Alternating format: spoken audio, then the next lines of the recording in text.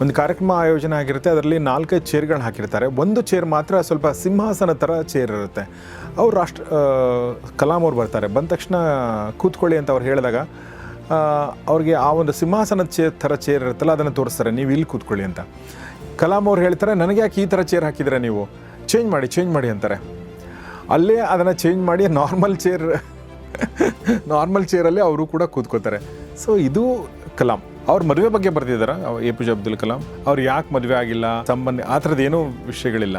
ಈಗ ಮದುವೆ ದಿನ ಇಂಥ ದಿನ ಅಂತ ನಿಷ್ಕರ್ಷೆ ಆಗಿತ್ತು.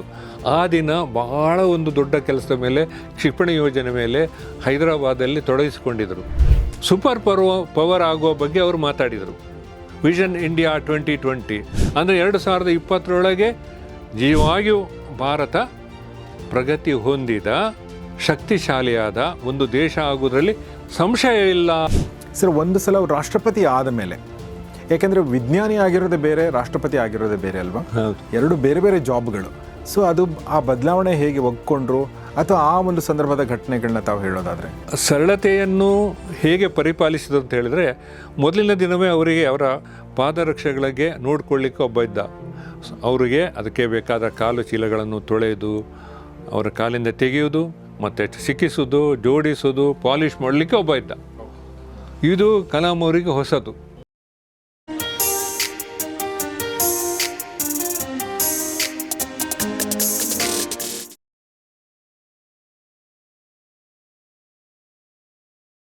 ಹೇಗೆ ಪಬ್ಲಿಷ್ ಆದ ನಂತರದ ಬಗ್ಗೆ ಹೇಳಿದರು. ಆದರೆ ಈಗ 19ನೇ ಮುದ್ರಣ ಇದೆಯಲ್ಲ, ಅದು ಬಹಳಷ್ಟು ವಿಶೇಷವಾದ ಮುದ್ರಣ ಅಂತ ಹೇಳ್ಬೋದು. ಯಾಕೆಂದರೆ ಇದನ್ನು ವಿಸ್ತರಿಸಲಾಗಿದೆ ಮತ್ತು 50 ಹೊಸ ಚಿತ್ರಗಳನ್ನ ಸೇರ್ಪಡೆ ಮಾಡಲಾಗಿದೆ. ಹೀಗಾಗಿ ಈವರೆಗೆ ತೆಗೆದುಕೊಳ್ಳದೇ ಇರೋರು ತೆಗೆದುಕೊಂಡರೂ ಕೂಡ ಇನ್ನೊಂದು ಸಲ ತೆಗೆದುಕೊಂಡು ನೀವು ಓದಿ ಮತ್ತು ನಿಮ್ಮ ಸ್ನೇಹಿತರಿಗೆ ನೀವು ಕೊಡುಗೆ ಆಗಿ ಕೊಡ್ಬೋದು.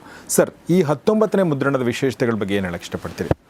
ಅವರ 18ನೇ ಮುದ್ರಣದವರೆಗೆ ಅವರು ರಕ್ಷಣಾ ಸಂಶೋಧನೆ ಮತ್ತು ಅಭಿವೃದ್ಧಿ ವಿಭಾಗದ ಮುಖ್ಯಸ್ಥರಾಗಿ ಭಾರತ, ನಮ್ಮ ದೇಶ ವೈಜ್ಞಾನಿಕವಾಗಿ ಮತ್ತು ತಂತ್ರಜ್ಞಾನದಲ್ಲಿ ನಿಜವಾದ ಸ್ವಾತಂತ್ರ್ಯ ಪಡೆಯುವಲ್ಲಿ ಮತ್ತು ಪ್ರಪಂಚದಲ್ಲಿ ಭಾರತ ಒಂದು ಪ್ರಗತಿಶೀಲವಾದ ರಾಷ್ಟ್ರವಾಗಿ ಸೂಪರ್ ಪವರ್ ಆಗುವ ಬಗ್ಗೆ ಅವರು ಮಾತಾಡಿದರು. ವಿಷನ್ ಇಂಡಿಯಾ 2020 ಅಂದರೆ 2020 ನಿಜವಾಗಿಯೂ ಭಾರತ ಪ್ರಗತಿ ಹೊಂದಿದ ಶಕ್ತಿಶಾಲಿಯಾದ ಒಂದು ದೇಶ ಆಗುವುದರಲ್ಲಿ ಸಂಶಯ ಇಲ್ಲ ಅಂಥೇಳಿ ವಿದೇಶದಲ್ಲಿ ಹೇಳ್ತಾಯಿದ್ರು. ಆ ವಿಚಾರ ಕನಸುಗಳೊಂದಿಗೆ ಅವರು ಇಲ್ಲಿ ಅವರು ಇಸ್ರೋ ಮತ್ತು DRDOಗಳಿಗೆ ನಾಯಕತ್ವ ಕೊಟ್ಟಿದ್ದಾರೆ. ನಾವು ಆಮದನ್ನು ಕಡಿಮೆ ಮಾಡಿಕೊಳ್ಬೇಕು ಎಂಬುದನ್ನು ಹೇಳಿದ ವಿಚಾರದಲ್ಲಿ ಅದು ಅಲ್ಲಿ ಮುಕ್ತಾಯವಾಗಿತ್ತು. ಉಳಿದದನ್ನು ಈಗಿನ ಯುವಜನರಿಗೆ, ವಿಷನ್ ಇಂಡಿಯಾ 2020 ಯುವ ಸಮುದಾಯಕ್ಕೆ ಅವರು ಹೇಳಿದ ಹಾಗೆ, ಭಾರತ ಅತಿ ದೊಡ್ಡ ಜನಸಂಖ್ಯೆಯ ರಾಷ್ಟ್ರ ಅಂತ ಮಾತ್ರ ಹೇಳಬೇಡಿ, ನಮ್ಮ ರಾಷ್ಟ್ರದಲ್ಲಿ 60% ಹೆಚ್ಚು ಯುವ ಜನರು ಇರುವ ಕಾರಣ ನಮ್ಮದು ಮಾನವ ಸಂಪನ್ಮೂಲ ನೋಡಿದರೆ ಜಗತ್ತಲ್ಲಿ ಇಷ್ಟು ದೊಡ್ಡ ಸಂಖ್ಯೆಯಲ್ಲಿ ನಮಗೆ ಯುವಕರು ಸಿಗುವುದಿಲ್ಲ. ಒಂದು ವೇಳೆ ಯುವಕರೆಲ್ಲರೂ ಇಂಥ ಒಂದು ಕೆಲಸದಲ್ಲಿ ತೊಡಗಿಸಿಕೊಂಡರೆ ಭಾರತ 2020 ಒಂದು ವಿಶ್ವಗುರು ಆಗ್ತದೆ ಅಂತೇಳಿ ಅದರೊಂದಿಗೆ ನಿಲ್ಲಿಸಿದ್ದಾರೆ ಅವರು.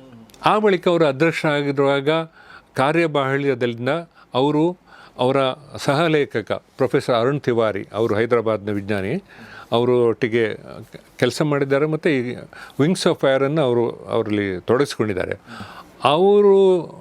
ಡಾಕ್ಟರ್ ಕಲಾಂ ಅವರು ತೀರ್ಕೊಂಡ ಮೇಲೆ ಇವರು ಅದರದ್ದು ಅವರೊಟ್ಟಿಗೆ ದಿನ ಅವರು ಮಾತಾಡ್ತಿದ್ದರು, ಅವರಿಗೆ ಹೇಳ್ತಿದ್ರು. ಅದನ್ನೆಲ್ಲ ಅವರು ಜೋಡಣೆ ಮಾಡ್ತಾಯಿದ್ರು. ಅದನ್ನು ಒಂದು 5 ಅಧ್ಯಾಯಗಳು ಅಧ್ಯಕ್ಷರಾಗಿರುವಾಗಿಂಥದ್ದು ಬಹಳ ಮುಖ್ಯ. ಅದನ್ನೆಲ್ಲನೂ ಅವರು ಬರೆದರು. ಆ ಬಳಿಕ ಅಧ್ಯಕ್ಷ ಸ್ಥಾನದಿಂದ ಕೆಳಗಿಳಿದ ಮೇಲೆ ಕೂಡ ಯುವ ಜನರಿಗಾಗಿ ಅವರು ದೇಶ ಉದ್ದಕ್ಕೆ ಹೋಗದ ವಿಶ್ವವಿದ್ಯಾಲಯಗಳೇ ಇಲ್ಲ, ಎಲ್ಲ ಕಡೆ ಹೋಗಿದ್ದಾರೆ. ಯುವಕರಿಗೆ ಎಲ್ಲ ರೀತಿಯ ಒಂದು ಸ್ಫೂರ್ತಿ ಕೊಟ್ಟ ವ್ಯಕ್ತಿ ಡಾಕ್ಟರ್ ಕಲಾಂ. ಆ ವಿಚಾರಧಾರೆಗಳು ಕೊನೆಗಳಲ್ಲಿ ಕೂಡ ಅವರು ಶಿಲಾಂಗ್ನಲ್ಲಿ ವಿದ್ಯಾರ್ಥಿ ಸಮುದಾಯವನ್ನು ಮಾತಾಡ್ತಾ ಕುಸಿದು ಬಿದ್ದು ತೀರ್ಕೊಂಡ್ರು. ಅಲ್ಲಿಯ ದಿನದವರೆಗಿನ ವಿಚಾರಗಳು 6 ಅಧ್ಯಾಯಗಳು ಇವರು ಇತ್ತೀಚೆಗೆ ಅದನ್ನು ಸಿದ್ಧಪಡಿಸಿ ವಿಂಗ್ಸ್ ಆಫ್ ಫೈರನ್ನು ಸಮಗ್ರವಾಗಿ ಮುಗಿಸಿದರು ಇನ್ ಟೋಟಲ್ ಅಂತ ಇನ್ನೇನಿಲ್ಲ ಅದರಲ್ಲಿ. ಆಮೇಲೆ ಅದಕ್ಕೆ ಸರಿಯಾಗಿ ರಾಷ್ಟ್ರಪತಿ ಭವನದವರು ಒಂದು 50 ಫೋಟೋ ಹೊರಗೆ ನೀಡದಂತಹ ಅಪೂರ್ವ ಫೋಟೋಗಳನ್ನು ಚಿತ್ರಗಳನ್ನು ಒದಗಿಸಿದರು. ಹಾಗೆ ಅದನ್ನು ಸೇರಿಸಿ ವಿಂಗ್ಸ್ ಆಫ್ ಫೈರ್ ಕೆಲವು ತಿಂಗಳುಗಳ ಹಿಂದೆ ಅಂದರೆ ಒಂದು ಕಳೆದ ಅಕ್ಟೋಬರ್ ನವೆಂಬರಲ್ಲಿ ಮಾರ್ಕೆಟ್ಗೆ ಹೊರಗೆ ಬಂತು. ಆ ಕೂಡಲೇ ಕನ್ನಡದ ಅನುವಾದ ಮಾಡಿದ ನನಗೆ ಅದನ್ನು ಪುನಃ ವಿನಂತಿ ಬಂತು. ಹಾಗೆ ನಾನು ಆ ವೇಳೆ ನನ್ನ ಮಗಳ ಮನೆ ಅಮೆರಿಕಕ್ಕೆ ಹೋಗಿದ್ದೆ. ನಾನು ಬಹುಶಃ ನನಗೆ ಒಳ್ಳೆಯ ಸಮಯ ಸಿಕ್ಕಿತು. ನಾನು ಮತ್ತೊಮ್ಮೆ ನನ್ನ ನೆನಪುಗಳನ್ನು, ನನ್ನ ಕಲಾಂ ಅಭಿಮಾನವನ್ನು ಮುಂದುವರಿಸಿ ಅದನ್ನು ನಾನು ಬಹಳ ಒಂದು ಶ್ರದ್ಧೆಯಿಂದ ಮುಗಿಸಿ ಇವರಿಗೆ ನಮ್ಮ ಪ್ರಕಾಶಕರು ವಾಸನ್ ಪಬ್ಲಿಷ್ ಅವರಿಗೆ ಕೊಟ್ಟೆ. ಹಾಗೆ ಅವರು ಅದೆಲ್ಲ ಸೇರಿಸಿ ಆಮೇಲೆ ಈಗಿನ ಮುದ್ರಣ ಕೂಡ ಬಹಳ ಸುಂದರವಾಗಿದೆ. ಈಗ ಅಂದರೆ ತಾಂತ್ರಿಕವಾಗಿ ನಾವು ಅದರಲ್ಲಿ ಮುಂದೆ ಹೋದ ಕಾರಣ ಈಗಿನ 19ನೇ ಮುದ್ರಣ ತುಂಬ ಚೆನ್ನಾಗಿದೆ. ಮುಖ್ಯವಾಗಿ ಅದರ ಮುಖಚಿತ್ರವನ್ನು ಬಿಡಿಸಿದವರು ಪುತ್ತೂರಿನ ಚಂದ್ರನಾಥ್ ಆಚಾರ್ಯ ಅಂತ. ಒಂದು ಛಾಯಾಗ್ರಹವನ್ನು ಪಟವನ್ನು ಬಳಸಿ ಅವರು ಆ ಒಂದು ಸುಂದರವಾದ ಕಲಾಂ ಅವರ ಭಾವವನ್ನು ಅದರಲ್ಲಿ ಬಿಂಬಿಸಿದ್ದಾರೆ. ಮತ್ತು ಅಲ್ಲಿ ಕಾಣುವಂಥ ನಿಮಗೆ ಉಪಗ್ರಹ ಮತ್ತು ವಿಮಾನಗಳನ್ನೆಲ್ಲ ಇದನ್ನು ಕಲಾಮರೇ ಹೇಳಿ ಸೇರಿಸಿದ್ದು ನನಗೆ. ಈ ಕವರ್ ಪೇಜನ್ನು ನಾವು ಹಿಂದೆ ತೋರಿಸಿದಾಗ ಕೇವಲ ನನ್ನ ಫೋಟೋಗಳಲ್ಲ, ನನ್ನ ರಾಷ್ಟ್ರಕ್ಕಾಗಿ ಎಲ್ಲಿ ನಾವು ಮುಂದುವರಿದ್ದೇವೆ, ನೀನು PSLV ಅಂತ ಬರೆದಂತಹ ಒಂದು ಉಪಗ್ರಹವನ್ನು ಹಾಕು. ಆವಾಗ ನಮ್ಮ ತೇಜಸ್ ಯುದ್ಧ ವಿಮಾನ ಒಂದು ಬಾಲ್ಯಾವಸ್ಥೆಯಲ್ಲೇ ಇತ್ತು. ಅದರ ಪ್ರೋಟೋಟೈಪನ್ನು ಫೋಟೋ ಹಾಕಿದ್ದೆ, ಬಿಳಿ ಬಣ್ಣದ್ದು. ಇದೀಗ ಅದು ಸಮಗ್ರವಾಗಿ ತನ್ನ ತಯಾರಿಯಲ್ಲಿ, ಹಾರಾಟ ವ್ಯವಸ್ಥೆಯಲ್ಲೆಲ್ಲ ಯಶಸ್ಸು ಪಡೆದು ಈಗ ವಾಯುದಳದಲ್ಲಿ ನಮ್ಮ ದೇಶವನ್ನು ಕಾಯಲಿಕ್ಕೆ ಹೋಗ್ತದೆ. ಹಾಗೆ ಇತ್ತೀಚಿನ ಮಿಲಿಟರಿ ಯುದ್ಧ ವಿಮಾನದ ಫೋಟೋವನ್ನು ಹಾಕಿದ್ದೆ ಅದಕ್ಕೆ ನಾನು. ಹಾಕಿ ಸಮಗ್ರವಾಗಿ ಸುಂದರವಾಗಿ ಈಗ ಅಂತ ಹೇಳಿದ್ರೆ ನನ್ನ ತಮ್ಮ ಕೂಸನ್ನೇ ಮಾತಾಪಿತರರು ಖುಷಿ ಪಡೋ ಹಾಗೆ ನನಗೆ ಆ ಪುಸ್ತಕ ಮುಟ್ಟುವಾಗ ಬಹಳ ಅಭಿಮಾನ ಆಗ್ತಾ ಉಂಟು. Very nice sir. ಒಂದು ಕೇಳಬೇಕು ಅಂದ್ಕೊಂಡೆ, ಈ ಪುಸ್ತಕದಲ್ಲಿ ಸುಮಾರು ಅವ್ರ ಪರ್ಸ್ನಲ್ ಲೈಫಿನ ಇನ್ಫಾರ್ಮೇಷನ್ ಕೂಡ ಇದೆ. ನನಗೆ ಒಂದು ಕುತೂಹಲ, ಈಗ ನಾನು ನಮ್ಮ ಸ್ನೇಹಿತರಿಗೋಸ್ಕರ ಕೇಳ್ತಾ ಇರೋದು, ಅವ್ರ ಮದುವೆ ಬಗ್ಗೆ ಬರ್ತಿದ್ದಾರಾ APJ ಅಬ್ದುಲ್ ಕಲಾಂ? ಇಲ್ಲ, ಅದರಲ್ಲಿ ಎಲ್ಲೂ ಬರ್ದಿಲ್ಲ. ಅವ್ರು ಯಾಕೆ ಮದುವೆ ಆಗಿಲ್ಲ, ಸಂಬಂಧ ಆ ಥರದ್ದು ಏನೂ ವಿಷಯಗಳಿಲ್ಲ. ಅವರು ಒಂದು ಬರೆದಿದ್ದು, ಅವರ ಸೊಸೆಯ ಮದುವೆಗೆ ಹೋಗಲಿಕ್ಕೆ ಆಮಂತ್ರ ಇದ್ದರು, ಸೊಸೆಯ ಅಣ್ಣನ ಮಗಳ ಮದುವೆಗೆ. ಅವರ ಗುರುಗಳಿಂದ ಬಹಳ ಪಾಠ ಕಲ್ತಿದ್ದಾರೆ ಅಂತ ಹೇಳಿದರೆ, ಒಂದು ಸೋಲನ್ನು ಒಬ್ಬ ನಾಯಕನು ಭುಜದಲ್ಲಿರಿಸಿ ಎದುರಿಸುವುದು, ಸೋಲಿಗೆ ನಾನೇ ಕಾರಣ, ನಾವು ಮುಂದೆ ಹೋಗುವ ಅಂತ ಹೇಳಿದ ವಿಚಾರವನ್ನು ಪ್ರೊಫೆಸರ್ ಸತೀಶ್ ಧಾವನ್. ಇನ್ನು ಉಳಿದನ್ನು ಅವರ ಗುರುಗಳು ಅರುಣಾಚಲಂ ಅಂತ, ಪ್ರೊಫೆಸರ್ ಅರುಣಾಚಲಂ ಬೆಂಗಳೂರಿನಲ್ಲೇ ಇದ್ರು. ಅವರು ಅಲ್ಲಿ ಒಂದು ಮದುವೆ ಕಥೆ ಹೇಳಿದರೆ, ಅವರಿಗೆ ಸೊಸೆಯ ಮದುವೆಗೆ ಮದುವೆ ದಿನ ಇಂಥ ದಿನ ಅಂತ ನಿಷ್ಕರ್ಷೆ ಆಗಿತ್ತು. ಆ ದಿನ ಬಹಳ ಒಂದು ದೊಡ್ಡ ಕೆಲಸದ ಮೇಲೆ, ಕ್ಷಿಪಣಿ ಯೋಜನೆ ಮೇಲೆ ಹೈದರಾಬಾದಲ್ಲಿ ತೊಡಗಿಸಿಕೊಂಡಿದ್ರು. ಅದು ಅವರ ಮುಖ್ಯಸ್ಥರಾದ ಅರುಣಾಚಲಂ ಅವರಿಗೂ ಗೊತ್ತಿತ್ತು. ಇವರು ಅದರಲ್ಲಿ ರಜೆ ಕೇಳದೆ ಕೆಲಸದಲ್ಲೇ ಮುಳುಗಿದ್ರು ಅವರು. ಆ ದಿನ ಅವರು ಅರುಣಾಚಲಂ ಇವರಿಗೆ ಎಷ್ಟು ಆಶ್ಚರ್ಯ ಮಾಡಿದ್ರು ಅಂತ ಹೇಳಿದರೆ, ಆಶ್ಚರ್ಯ ತಂದುಕೊಟ್ರು ಅಂತ ಹೇಳಿದರೆ, ಕೆಲಸ ಮುಕ್ತಾಯ ಆದ ಕೂಡಲೇ ಕಲಾಂ ನೀನು ಊರಿಗೆ ಹೊರಡು ಅಂತ ಹೇಳಿದರು. ಇವರಿಗೆ ವಿಮಾನ, ಯುದ್ಧ, ರೈಲ್ವೆ ವ್ಯವಸ್ಥೆ ಎಲ್ಲವೂ ಮಾಡಿದೆ, ನೀನು ಈಗ ಸೀದಾ ಹೋಗು, ನಿಂಗೆಲ್ಲ ವ್ಯವಸ್ಥೆ ಆಗಿದೆ ಅಂತ ಹೇಳಿದ್ರು. ಅವರನ್ನು ಕೂಡಲೇ ಅಲ್ಲಿಂದ ವಿಮಾನ ನಿಲ್ದಾಣದಿಂದ ಕೇರಳದ ಯಾವುದೋ ಒಂದು ವಿಮಾನ ನಿಲ್ದಾಣಕ್ಕೆ ಕರ್ಕೊಂಡು ಹೋದರು ಫ್ಲೈಟಲ್ಲಿ. ಅಲ್ಲಿ ಇಳಿದ ಕೂಡಲೇ ಒಂದು ಹೆಲಿಕಾಪ್ಟರ್ ತಯಾರಾಗಿತ್ತು ವಾಯುದಳದ್ದು. ಕಲಾಂ ಬೆಚ್ಚಿ ಬಿದ್ದರು. ಅಲ್ಲಿ ಕೂರಿಸಿ ಅವರನ್ನು ನೇರವಾಗಿ ಎಲ್ಲಿ ಮದುವೆ ನಡೆಯುತ್ತದೋ ಅಲ್ಲೇ ಅವರನ್ನು ಇಳಿಸಿ ಬಿಟ್ರು. ಇದು ಅವರ ಮುಖ್ಯಸ್ಥರು ಇಂಥ ಶ್ರಮ ತೋರಿಸುವಂಥ ಕಲಾಮಿಗೆ ಕೌಟುಂಬಿಕ ಜೀವನದಲ್ಲಿ ತೊಂದರೆ ಆಗಬಾರ್ದು, ಅವರ ಸೊಸೆಯ ಲಗ್ನಕ್ಕೆ ಹೋಗಬೇಕು ಎಂಬುದನ್ನು ಅವರ ಗುರುಗಳು ಹೇಗೆ ಒಂದು ಬಳುವಳಿಯಾಗಿ ಉತ್ಸಾಹಪೂರ್ಣವಾಗಿ ಒಂದು ಅವಕಾಶ ಕೊಟ್ಟರು, ಅದನ್ನೊಂದು ಕಡೆ ಹೇಳಿದ್ದಾರೆ ಹೊರತು ತಮ್ಮ ಮದುವೆ ಬಗ್ಗೆ ಎಲ್ಲೂ ಹೇಳಿಲ್ಲ. ಅವ್ರ ಮದುವೆ ಆಗಿಲ್ಲ ಅಂತ ನಮ್ಗೆಲ್ರಿಗೂ ಗೊತ್ತಿದೆ, ಬಟ್ ಏನು ಅಂತ ಪ್ರಸಂಗ ಆ ಥರದ್ದು ನಾನು ಆ ದೃಷ್ಟಿ ಹಾಕಿಲ್ಲ. ಸರ್, ಈಗ ನಾವು ಈ ಒಂದು ರಾಷ್ಟ್ರಪತಿ ಆಗೋಕ್ಕಿಂತ ಮುಂಚಿನ ಘಟನಾವಳಿಗಳ ಬಗ್ಗೆ ಸಾಕಷ್ಟು ವಿಚಾರಗಳನ್ನ ಹೇಳಿದ್ರಿ. ಬಟ್ ಅದಾನಂತರ NDA ಗೌರ್ಮೆಂಟ್ ಬರುತ್ತೆ ಮತ್ತು ಅವ್ರನ್ನ ರಾಷ್ಟ್ರಪತಿ ಅಭ್ಯರ್ಥಿಯಾಗಿ ನೇಮಕ ಮಾಡುತ್ತೆ. ಆ ಒಂದು ಪ್ರೆಸ್ ಮೀಟ್ ನನಗೆ ನೋಡಿದ್ದು ಇವತ್ತು ನೆನಪಿದೆ ನನಗೆ. ಅಂದರೆ ಟಿ ವಿನಲ್ಲಿ ನಾನು ಅದನ್ನು ನೋಡಿದ್ದೀನಿ. ಅವರು ತುಂಬ ಸಿಂಪಲ್ ಪ್ರಶ್ನೆ ಉತ್ತರಗಳನ್ನ ಕೊಡ್ತಿದ್ರು. ಅಂದರೆ ತುಂಬ ನೇರವಾಗಿ ಉತ್ತರಗಳನ್ನ ಕೊಟ್ಟದ್ದು ನೋಡಿದ್ದೀನಿ. ಪ್ರಮೋದ್ ಮಹಾಜನ್ ಪಕ್ಕದಲ್ಲೇ ಕೂತ್ಕೊಂಡಿದ್ರು. ಆಮೇಲೆ ಒಂದು ಘಟನೆ ನಾನು ಹೇಳಬೇಕು ಅಂದ್ಕೊಂಡೆ. ಅವ್ರ ಸರಳತೆ ಬಗ್ಗೆ ನಾನು ಹೇಳಿ ಮುಂದಿನ ಪ್ರಶ್ನೆ ಕೇಳ್ತೀನಿ. ಒಂದು ಕಾರ್ಯಕ್ರಮದ ವಿಡಿಯೋ ವೈರಲ್ ಆಗಿದೆ, ನೀವು ನೋಡಿರ್ಬೋದು. ಒಂದು ಕಾರ್ಯಕ್ರಮ, ಆ ವಿಡಿಯೋ ನೀವು ನೋಡ್ತಾ ಇದ್ದೀರಾ ಈಗ. ಒಂದು ಕಾರ್ಯಕ್ರಮ ಆಯೋಜನೆ ಆಗಿರುತ್ತೆ, ಅದರಲ್ಲಿ 4-5 ಚೇರ್ಗಳನ್ನ ಹಾಕಿರ್ತಾರೆ. ಒಂದು ಚೇರ್ ಮಾತ್ರ ಸ್ವಲ್ಪ ಸಿಂಹಾಸನ ಥರ ಚೇರ್ ಇರುತ್ತೆ. ಅವ್ರು ಕಲಾಂ ಅವ್ರು ಬರ್ತಾರೆ. ಬಂದ ತಕ್ಷಣ ಕೂತ್ಕೊಳ್ಳಿ ಅಂತ ಅವ್ರು ಹೇಳಿದಾಗ ಅವ್ರಿಗೆ ಆ ಒಂದು ಸಿಂಹಾಸನ ಥರ ಚೇರ್ ಇರುತ್ತಲ್ಲ, ಅದನ್ನು ತೋರಿಸ್ತಾರೆ, ನೀವು ಇಲ್ಲಿ ಕೂತ್ಕೊಳ್ಳಿ ಅಂತ. ಕಲಾಂ ಅವ್ರು ಹೇಳ್ತಾರೆ, ನನಗೆ ಯಾಕೆ ಈ ಥರ ಚೇರ್ ಹಾಕಿದರೆ, ನೀವು ಚೇಂಜ್ ಮಾಡಿ ಅಂತಾರೆ. ಅಲ್ಲೇ ಅದನ್ನು ಚೇಂಜ್ ಮಾಡಿ ನಾರ್ಮಲ್ ಚೇರಲ್ಲಿ ಅವರು ಕೂಡ ಕೂತ್ಕೋತಾರೆ. ಸೊ ಇದು ಕಲಾಂ. ಓಕೆ, ಸೊ ಅದು ನನಗೆ ಭಾಳ ಇಷ್ಟದ ವಿಡಿಯೋ. ಮತ್ತು ಸರ್, ಅದನ್ನು ತುಂಬ ಜನ ನೋಡಿರ್ತಾರೆ. ಅದನ್ನು ನಾನು ಫೋಟೋಗ್ರಾಫ್ಗಳನ್ನ ಇಲ್ಲಿ ವಿಡಿಯೋದಲ್ಲಿ ತೋರಿಸ್ತಾ ಇದ್ದೀನಿ. ಸರ್, ಒಂದು ಸಲ ಅವ್ರು ರಾಷ್ಟ್ರಪತಿ ಆದ ಮೇಲೆ, ಯಾಕೆಂದರೆ ವಿಜ್ಞಾನಿ ಆಗಿರೋದೇ ಬೇರೆ, ರಾಷ್ಟ್ರಪತಿ ಆಗಿರೋದೇ ಬೇರೆ ಅಲ್ವಾ? ಎರಡು ಬೇರೆ ಬೇರೆ ಜಾಬ್ಗಳು. ಸೊ ಅದು ಆ ಬದಲಾವಣೆ ಹೇಗೆ ಒಗ್ಕೊಂಡ್ರು, ಅಥವಾ ಆ ಒಂದು ಸಂದರ್ಭದ ಘಟನೆಗಳನ್ನ ತಾವು ಹೇಳೋದಾದರೆ? ಡಾಕ್ಟರ್ ಕಲಾಂ ಅವರ ಸರಳತೆ ಕಾಪಾಡುವುದು ಅವರ ಹುದ್ದೆಗೆ ಅನುಗುಣವಾಗಿ ಇರಬೇಕಾದ ಭದ್ರತೆ ಒಂದಿಗೆ ಅದನ್ನು ಕಾಪಾಡಲಿಕ್ಕೆ ನಮಗೆಲ್ಲ ಭಾಳ ಕಷ್ಟ ಆಗ್ತಿತ್ತು. ಯಾಕೇಳಿದ್ರೆ ಒಬ್ಬ ಬಹುಮಾನ್ಯ ವ್ಯಕ್ತಿ, Z ಕ್ಯಾಟಗರಿಯವರು, ಅದ್ರ ಮೊದಲೇ Z ಕ್ಯಾಟಗರಿ Z+ ಇದ್ದರು. ಆಮೇಲೆ Z+ ರಾಷ್ಟ್ರಪತಿಗಳೇ ಬೇರೆ ಆಗಿತ್ತು. ಆವಾಗಲೇ ಅವರು ಭದ್ರತೆಗಳನ್ನು ಏನು ನನಗೆ ಬೇಡ ಅಂತ ಹೇಳುವವರು ಬೆಂಗಳೂರಿನಲ್ಲಿ ಅವರು ಪೊಲೀಸರನ್ನೆಲ್ಲ ವಾಪಸ್ ಕಳಿಸ್ತಾಯಿದ್ರು. ಅವ್ರು ಬಂದು ಇಳಿದ ಕೂಡಲೇ 11:30 ಗಂಟೆ ಬೆಂಗಳೂರು ನಗರ ಪೊಲೀಸರು, ಅವರ DCP ಎಲ್ಲ ಇದ್ದರು. ಫಸ್ಟ್ ಕಾರಿಂದ ಇಳಿದ ಕೂಡಲೇ, Jaya please send them all away, we are going to ನಾವು ಗೆಸ್ಟ್ ಹೌಸಿಗೆ ಹೋಗ್ತಾ ಇದ್ದೇವೆ, ನಿನ್ನ ಕಡೆಯ ಅವರು ಬಂದಿದ್ದಾರೆ, ನಮಗೆ ಸಾಕು, ಅವರನ್ನು ಕಳಿಸಿಬಿಡು, ತುಂಬ ಲೇಟ್ ಆಗಿದೆ ಅಂತ ರಾತ್ರಿ 11 ಗಂಟೆಗೆ 11:30ಗೆ ಹೇಳೋರು ಅವರು. ನಾವು ಮತ್ತೆ ಅವರನ್ನು ಆಯಿತು ಅಂತ ಹೇಳಿ ಆಮೇಲೆ ಅವರು ಭಾಳ ಹಿಂದಿನಿಂದ ಬೆಂಗಾವಲಿಗೆ ಬರ್ತಾಯಿದ್ರು. ಅದು ಬೇರೆ ಪ್ರಶ್ನೆ. ಹಾಗಾಗಿ ಆ ಸರಳತೆ ಎಂಬುದನ್ನು ಅವರು ತೋರಿಸ್ಲಿಕ್ಕಿದ್ದದಿಲ್ಲ. ಅವರು ಸರಳ ವ್ಯಕ್ತಿಯೇ. ಒಂದು ಚಿಕ್ಕ ಬ್ಯಾಗ್ ಇಟ್ಕೊಂಡು ಬರ್ತಿದ್ರು. ಇಲ್ಲಿಯೇ ನಮಗೆ ತೊಂದರೆ ಇತ್ತು. ಹೋಗುವಾಗ ಸಿಕ್ಕಿದ ಎಲ್ಲ ಬಡವಳಿಗಳನ್ನು ಕೊಟ್ಟು ಹೋಗ್ತಾಯಿದ್ರು. ಅವರು ಮೊಮೆಂಟೋಗಳನ್ನು, ಕಚೇರಿ, ಹಣ್ಣು ಹಂಪಲುಗಳನ್ನು ಇಲ್ಲಿ ಬಂದ ಕೂಡಲೇ ಅಲ್ಲಿ ಪೊಲೀಸಲ್ಲಿ ಯಾರೋ ಒಬ್ಬರು ಕಾನ್ಸ್ಟೇಬಲ್ ಕರೀರಿ ಅವರನ್ನು, ಅವರು ಎಲ್ಲ ಹಂಚಲಿಕ್ಕೆ ಹೇಳ್ತಿದ್ರು ನನಗೆ.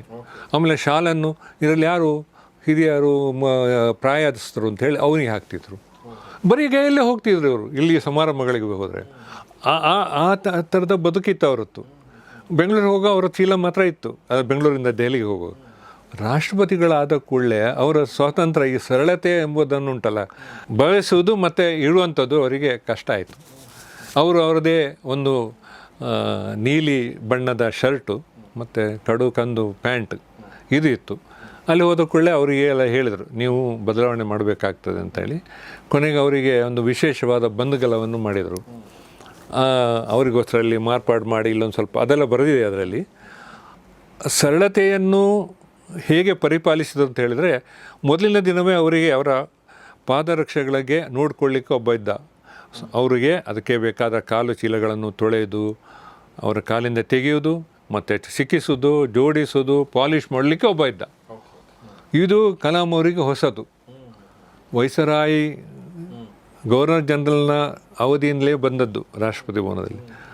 ಮೊದಲೇ ಮಾಡಿದ ಕೆಲಸ ಅವರು ಏನು ಹೇಳಿದರೆ, ಅಯ್ಯ ನಾಳೆಯಿಂದ ನೀನು ಈ ಕೆಲಸಕ್ಕೆ ಬರಬೇಡ, ನೀನು ಬೇರೆ ಕೆಲಸ ಮಾಡು, ಈ ಕೆಲಸಗಳನ್ನು ನಾನೆಲ್ಲ ಮಾಡ್ತೇನೆ, ನಂಗೆ ಹಿಂದೆ ಮಾಡ್ತಾ ಇದ್ದೆ, ನನಗೆ ಮಾಡಲಿಕ್ಕೆ ಬಿಡ್ತೀಯಾ? ಅವನನ್ನು ವಿನಂತಿ ಮಾಡಿದರು. ಅಧಿಕಾರಿ ಅಲ್ಲ, ಅಧಿಕಾರದಲ್ಲಿ ಹೇಳಿದ್ದಲ್ಲ, ನಾಳೆಯಿಂದ ನೀನು ಬೇರೆ ಕೆಲಸ ಮಾಡು ಅಂತ. ಸರಳತೆಯ ಮಾನವೀಯತೆಯ ಪ್ರಥಮ ಪಾಠವನ್ನು ಮೊದಲಿನ ದಿವಸವೇ ಮಾಡಿದ್ದಾರೆ ಅವರು. ಆಮೇಲೆ ಎಂದು ಅವರ ಪಾದರಕ್ಷೆ ಬಗ್ಗೆ ಯಾರು ಹೋಗಲಿಲ್ಲ. ಆಮೇಲೆ ಆ 350 ಕೋಣೆ ಇದ್ದ ರಾಷ್ಟ್ರಪತಿ ಭವನದಲ್ಲಿ ಅವರು ಇಟ್ಕೊಂಡದ್ದು 2 ರೂಮಿನ ವಾಸ್ತವ್ಯ ಮಾತ್ರ. ಅದೇನು ಸ್ಪೆಷಲ್ ಬ್ಲಾಕೆಲ್ಲ ಇತ್ತು, ಅಲ್ಲಿ ಅವರು ಎಲ್ಲೂ ಹೋಗಿಲ್ಲ. ಅವರು ಒಂದು ಸಾರ್ವಜನಿಕ ಬಂದರೆ ಕೂರಿಸುವಂಥದ್ದು, ಒಂದು ಒಳಗಿನ ಅವರದ್ದು. ಅದೇ 2 ರೂಮಲ್ಲಿ ಅವರು ಕೊನೆವರೆಗೆ ಇದ್ದರು. ಅವ್ರು ಕರ್ಕೊಂಡು ಬರ್ಲಿಕ್ಕೆ ಹೋಗುವಾಗ 2 ಮಿಲಿಟ್ರಿ ಟ್ರಕ್ ಬಂದಿತ್ತು. ನಾವೆಲ್ಲ DRDOದಲ್ಲಿ ಕಾಯೋರು. ಅವರು ತಮಾಷೆ ಕೇಳಿದರು, ಏನು 2 ಟ್ರಕ್ ಬಂದಿದಲ್ಲ, ನಾಲ್ದು ಏನಿದೆ ಅಲ್ಲಿ ಕೊಂಡೋಗ್ಲಿಕ್ಕೆ ಅಂತ. ಓಕೆ. ಅವರ 2 ಬ್ಯಾಗ್ ಇತ್ತು. ಆ ಬ್ಯಾಗನ್ನು ಹಿಡ್ಕೊಂಡು ಅವ್ರು ಹೋದರು. ಅದೇ 2 ಬ್ಯಾಗಲ್ಲಿ ಬಂದದ್ದು ಸರಿ, ಈ ಪೇಪರ್ನಲ್ಲೆಲ್ಲ ಹಾಕ್ತಾರೆ ಅವರು. ಅಲ್ಲಿ ಹೋದವರು ತನಗೆ ಸಿಕ್ಕಿದ ಕೊಡುಗೆಗಳನ್ನು, ಮೆಮೆಂಟೋ ಆಗಲಿ ಎಲ್ಲವನ್ನು ಒಂದು ಸಂಗ್ರಹ ಮಾಡಿ, ಒಂದು ಸಂಗ್ರಹಾಲಯ ಮಾಡಿ ಪ್ರದರ್ಶನಕ್ಕೆ ಇಟ್ಟಿದ್ದಾರೆ. ಒಂದು ಮಗು ಕಳಿಸಿದ ಗ್ರೀಟಿಂಗ್ ಕಾರ್ಡನ್ನು ಕೂಡ ಅಲ್ಲಿ ಚೆಂದವಾಗಿ ಇಟ್ಟಿದ್ದಾರೆ. ಎಲ್ಲವನ್ನು ಅಲ್ಲಿ ಹೊಂದಿಸಿ ಬಂದು ರಾಷ್ಟ್ರಪತಿ ಭವನಕ್ಕೆ ಸಂದರ್ಶಕರು, ಹೊರಗಿನವರು, ಸಾರ್ವಜನಿಕರು ಬರುವಂಥ ಪ್ರತೀತಿಯನ್ನು ಪ್ರಾರಂಭ ಮಾಡಿದ್ದೇ ಅವರು. ಆನ್ಲೈನ್ ಬುಕ್ಕಿಂಗ್ ಮಾಡಿ ಯಾರು ಬರುವಂಥ ದಿವಸಗಳಲ್ಲಿ ಮಾಡಿ, ಕೆಲವು ನಿಷೇಧಿಸ ಪ್ರದರ್ಶಿತ್ತು, ಮೊಘಲ್ ಗಾರ್ಡನ್ ಅಂತಲ್ಲ ಬಿಟ್ಟು ಉಳಿದವರಿಗೆಲ್ಲ, ಯಾರೂ ಡೆಲ್ಲಿಗೆ ಹೋದವರಿಗೆ ರಾಷ್ಟ್ರಪತಿ ಭವನ ನೋಡುವಾಗೆ ಆಯಿತು. ಆಹಾರ ಕ್ರಮ ಕೂಡ ಹಾಗೆ ಅವರಿಗೆ. ಅವರು ಪಕ್ಕಾ ಸಸ್ಯಾಹಾರಿ. ಒಂದು ಹಪ್ಪಳ, 2 ಚಪಾತಿ, ಸಾರು, ಸಾಂಬಾರು, ಮೊಸರು ಬಿಟ್ಟರೆ ಇಷ್ಟಕ್ಕೆ ಅವರು ಊಟ ಆಗ್ತಿತ್ತು. ಬೇರೆಯವರೆಲ್ಲ ದೊಡ್ಡ ಭೋಜನದಲ್ಲಿ ಸೂಪ್ ತಗೊಳ್ಳುವಾಗ ಸಾಹೇಬ್ರದ್ದು ಊಟವೇ ಆಗ್ತಿತ್ತು. ಓಕೆ. ನಾನು ಯಾವಾಗಲೂ ಸಿದ್ಧನೇ ಇರಬೇಕಿತ್ತು. ಯಾಕೆ ಹೇಳಿದ್ರೆ ಅವ್ರದ್ದು ಊಟ ಅಷ್ಟು ಬೇಗ ಆಗ್ತಿತ್ತು. ಊಟ ಮುಗಿಸಿದ ಕೂಡಲೇ ನನ್ನ ನೋಡ್ತಿದ್ರು, ನಾವು ಹೊರಡುವ ಅಂತ. ಹಾಗಾಗಿ ನಾನು ಎಷ್ಟೋ ಸಲ ಊಟ ಮಾಡೋದು ಓಡಿದ್ದುಂಟು. ಅವ್ರಿಗೆ ಗೊತ್ತಿತ್ತು. ಮತ್ತು ಯಾವುದೋ ಟೈಮಲ್ಲಿ ಅವ್ರು ಹೇಳ್ತಿದ್ರು, ನೀನು ಊಟ ಮಾಡದೆ ಓಡಿ ಬರ್ತೀನಿ ನನ್ನೊಟ್ಟಿಗೆ, ಇವತ್ತು ನನ್ನೊಟ್ಟಿಗೆ ಬರಬೇಡ, ಕಾರ್ ಹತ್ತಬೇಡ, ನೀನು ಬೇರೆ ಕಾರಲ್ಲಿ ಬಾ, ನಾನು ನನ್ನ ಗೆಸ್ಟ್ ಹೌಸಿಗೆ ಹೋಗ್ತೇನೆ ಅಂತೇಳಿ ನವಿರಾಗಿ ಜೋರು ಮಾಡಿದ್ದು ಉಂಟು. Okay okay okay. ಅಂದರೆ ಹುಡುಗ ನೀನು ಊಟ ಮಾಡಲಿಲ್ಲ ಅಂತೇಳಿ. ಅಂದರೆ ನಮ್ಮ ಶಿಷ್ಟಾಚಾರ ಮತ್ತು ನಮ್ಮ ಕರ್ತವ್ಯ ಪ್ರಜ್ಞೆಯಲ್ಲಿ ಅದೆಲ್ಲ ನನ್ನ ಸಣ್ಣ ವಿಚಾರ ಅದು. ಆದರೆ ಅವರು ಅದನ್ನು ಗಮನಿಸಿದ್ದಾರಲ್ಲ, ಇಂಥದ್ದು ಸರಳತೆ ಅಂತ ಹೇಳಿದರೆ, ತನ್ನ ವಿಜ್ಞಾನಿ ಆಗಿರುವ ದಿನಗಳು ಎಲ್ಲ ಇದ್ದ ಯಾವ ಸ್ನೇಹಿತರು, ಸಹೋದ್ಯೋಗಿಗಳು ಎಲ್ಲರನ್ನೂ ತಟ್ಟನೆಂದೇ ಗುರುತು ಹಿಡಿದು ಅದೇ ಸ್ನೇಹ ಭಾವದಿಂದ ನಿಂತು ಮಾತಾಡ್ತಿದ್ರು. ಯಾರಿಗೂ ರಾಷ್ಟ್ರಪತಿ ಭವನಕ್ಕೆ ಬಂದವರನ್ನು ಮುಖತಃ ಭೇಟಿ ಮಾಡಲಿಕ್ಕೆ ತೊಂದರೆಯೇ ಆಗ್ತಿರಲಿಲ್ಲ. ಅಷ್ಟೇ ಅಂದರೆ ಅದೇ ಮನುಷ್ಯ ಅಲ್ಲಿ ಸಂತನಾಗಿ ಉಳಿದಿದ್ದವನು. ತನಗೇನೂ ಬೇಡ, ಅತ್ಯಂತ ಸರಳವಾಗಿ ಕನಿಷ್ಠ ಬೇಡಿಕೆ ಇದ್ದ ರಾಷ್ಟ್ರಪತಿ ಅಂತ ಹೇಳಿದರೆ ಡಾಕ್ಟರ್ ಅಬ್ದುಲ್ ಕಲಾಂ. ಏನು ಬೇಡಿಕೆಗಳನ್ನು ಇಟ್ಟವರೇ ಅಲ್ಲ ಅವರು, ನನಗೆ ಇಂಥದ್ದಾಗಬೇಕು ಅಂತೇಳಿ. ಆಮೇಲೆ ಅಗತ್ಯ ಇದ್ದರೆ ಮಾತ್ರ ಹೆಲಿಕಾಪ್ಟರ್ ಹತ್ಯಾರು. ನಮ್ಮ ಮುಖ್ಯಸ್ಥರಿದ್ರುವಾಗಲೂ ಹಾಗೆ. ಅವರಿಗೆ ವಾಯುದಳದ ವಿಮಾನ ಮತ್ತು ಹೆಲಿಕಾಪ್ಟರ್ ಇತ್ತು, ಕ್ಷಿಪಣಿ ಯೋಜನೆಗಳು ಹೋಗಲಿಕ್ಕೆ, ಅಲ್ಲಿ ಹೋಗಲಿಕ್ಕೆ. ಈಗಿನವರು ಯಾರು ನಾನು ಹೇಳೋದಿಲ್ಲ, ಹೆಲಿಕಾಪ್ಟರ್ ವಿಮಾನದಲ್ಲಿ, ಖಾಸಗಿ ವಿಮಾನದಲ್ಲಿ ಹಾರುವವರೆಲ್ಲ ಇದ್ದಾರೆ ಇಲ್ಲಿ. ಕಲಾಂಬ್ರು ಅಗತ್ಯ ಇದ್ದರೆ ಮಾತ್ರ ಅದರಲ್ಲಿ ಹೋದಾರು ಹೊರತು ಯಾವತ್ತೂ ಹೋದವರಲ್ಲ. ಬೆಂಗಳೂರಲ್ಲಿರುವಾಗ ಹಾಗೆ ಅವರ ಕಾರ್ಗಳಿಗೆ, ನಮಗೆ ಕಾರ್ ಇತ್ತು ಅವರದ್ದೊಂದು ಎಂಬ್ಯಾಸಡರ್ ಕಾರ್.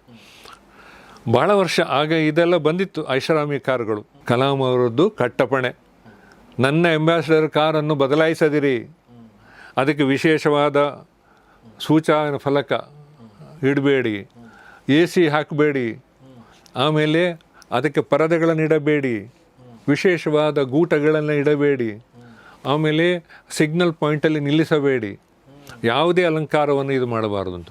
ಅಷ್ಟು ಸರಳವಾದ ಕಾರಲ್ಲಿ ಅವರು ಹೋಗ್ತಾಯಿದ್ರು. ಕಾರುಗಳಿಗೆ ಇಷ್ಟಿಷ್ಟೇ ಅವಧಿಯು ನಾವು ಉಪಯೋಗ ಮಾಡಿದ ಮೇಲೆ ಅದನ್ನು ಕಂಡೆಮ್ ಮಾಡೋದು ಅಂತ ಹೇಳ್ತಾರೆ.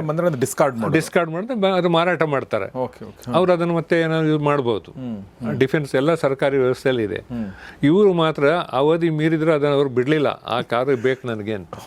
ಅವರ ಕೊನೆ ಇಲ್ಲಿಯ ರಾಷ್ಟ್ರಪತಿ ಸ್ಥಾನಕ್ಕೆ ಅವರು ಉಮೇದಾರಿಕೆ ಸಲ್ಲಿಸೋ ದಿವಸ ಬೆಂಗಳೂರಿಂದ ಹೋದಾಗ ಕೂಡ ನಾನು ಅವರನ್ನು ಅದೇ ಕಾರಲ್ಲಿ ಬಿಟ್ಟಿದ್ದೆ. ಅವರು ರಾಷ್ಟ್ರಪತಿಗಳಾದ ಮೇಲೆ ನಾವು ಆ ಕಾರನ್ನು ಕಂಡಮ್ ಮಾಡಿಲ್ಲ. ನಾವು ಅದನ್ನು ಹೊರಗೆ ಬಹಳ ಮೊತ್ತ ಕೊಟ್ಟರು ಯಾರೋ ತಗೊಂಡ್ರು ಅದನ್ನು. ರಾಷ್ಟ್ರಪತಿ ಇದು ಇವರು ಕಲಾಂ ಕಾರನ್ನು ಹೇಗಿದ್ರು ಅದನ್ನು ಕಂಡೆಮ್ ಮಾಡಬಾರ್ದು ಅಂತ. ಈಗ ಯಾರು ತೆಗೆದಿದೆ ನಂಗೆ ಗೊತ್ತಿಲ್ಲ. ಅದರ ಅರ್ಥ ತನಗಾಗಿ ಎಲ್ಲಿಯೂ ಹೆಚ್ಚು ಖರ್ಚು ಮಾಡಬೇಡಿ ನೀವು. ಅಷ್ಟು ಸರಳ ಕಾರಲ್ಲಿ, ಎಂಬ್ಯಾಸಡರ್ ಕಾರಲ್ಲಿ ಹೋಗ್ತಾಯಿದ್ರು. ರಾಷ್ಟ್ರಪತಿ ಭವನದಲ್ಲಿ ಅನಿವಾರ್ಯವಾಗಿ ಮತ್ತೆ ಅವರೆಲ್ಲ ಒಗ್ಗಿಕೊಂಡ್ರು. ಸಾಂಪ್ರದಾಯಿಕವಾಗಿ, ಔಪಚಾರಿಕವಾಗಿ ಒಂದೇ ಒಂದು ಹೇಳಿದ್ರೆ, ನನ್ನ ಕೂದಲು ಮುಟ್ಟಬೇಡಿ ನೀವು ಅಂತ ಹೇಳಿದ್ರು. ಅದರ ಬಗ್ಗೆ ನಿಷ್ಕರ್ಷ ಆಯ್ತಂತೆ ಅವರಿಗೆ. ಕೂದಲು ನನ್ನ ಸ್ವಾತಂತ್ರ್ಯ, ಮುಟ್ಟಬೇಡಿ, ನಾನು ಹಾಗೆ ಇದ್ದೇನೆ ಅಂತ. ಆಮೇಲೆ 2 ವಿಚಾರಕ್ಕೆ ಒಪ್ಕೊಂಡ್ರು. ಬಂದ್ಗಲ ಅಂತ ಉತ್ತರ ಭಾರತದಲ್ಲಿ, ಅದು ನಿಜವಾಗಿ ಇಲ್ಲಿ ಗ್ಯಾಪೆಲ್ಲ ಇಲ್ಲ, ಅವರಿಗೋಸ್ಕರ ಅದು ಸ್ವಲ್ಪ ಗ್ಯಾಪ್ ಮಾಡಿ ಆರಾಮವಾಗಿರ್ಲಿಕ್ಕೆ ಮಾಡಿದರು. ಮತ್ತು ಕೊನೆವರೆಗೆ ಅದನ್ನು ಮಾಡ್ತಿದ್ರು. ಔಪಚಾರಿಕವಾಗಿ ಸಾಂಪ್ರದಾಯಿಕವಾಗಿ ಅದನ್ನು ಹಾಕ್ಕೊಂಡು ಅಲ್ಲಿ ಆ ರಾಷ್ಟ್ರಪತಿಗಳಿಗೆ ಬೇಕಾದ ಎಲ್ಲ ಇದನ್ನು ಅವರು ಪಾಲಿಸ್ತಿದ್ರು. ತನ್ನ ಕೊನೆಗೆ ಬಂದರೆ ಕಲಾಂ ಅವ್ರನ್ನು ನಾವು ಒಂದು ಬನಿಯನ್ ಮತ್ತು ಲುಂಗಿಯಲ್ಲಿ ನೋಡಿದ್ದೇವೆ. ಓಕೆ ಓಕೆ, ಅಷ್ಟು ಸರಳ ವ್ಯಕ್ತಿ. ವಂಡರ್ಫುಲ್. ಅವರ ಆಹಾರ ಕೂಡ ಅಲ್ಲೇ ಹಾಗೆ ಇತ್ತು, ಏನು ಬದಲಾವಣೆ ಆಗಿಲ್ಲ. ಓಕೆ ಓಕೆ, ಸರಳತೆ ಬಗ್ಗೆ ಒಂದು ಪುಸ್ತಕವೇ ಬರಿಬೋದು ಎಸ್ ಎಸ್ ಎಸ್. ಅಂತ ಹೇಳಿದರೆ